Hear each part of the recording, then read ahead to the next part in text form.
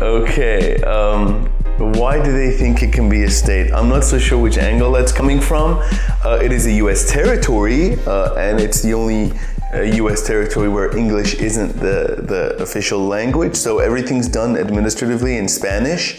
Now, I guess because it's not contiguous with the 48 states, people think it's a problem. I'm not so sure.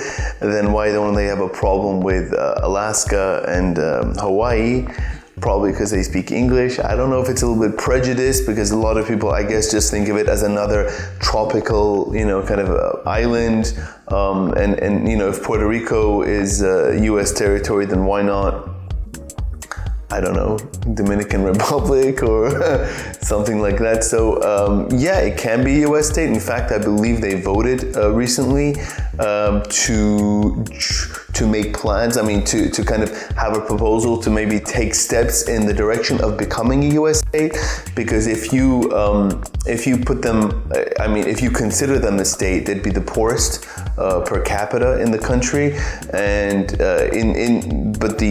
but the United States as a whole, the 50 states and District of Columbia, Mississippi, I believe, is at the bottom of the rankings in terms of wealth and, unfortunately, education and health. So Mississippi, Louisiana, Alabama, I believe these are the bottom three. Now, if you compare them to Puerto Rico, they're still doing a lot better. And I guess it's kind of a give and take. Puerto Rico does not pay U.S. taxes. They do not pay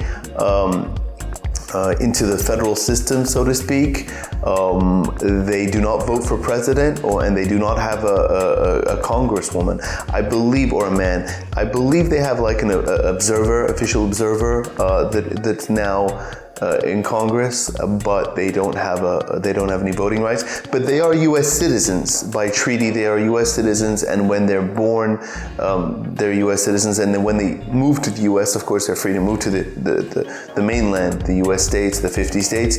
And when they do, then they get voting rights. Obviously, then they vote for president. So recently, with the hurricane effect that they had a few months ago, a lot of them have been moving to Florida, in fact, where there is kind of a little bit of a population there.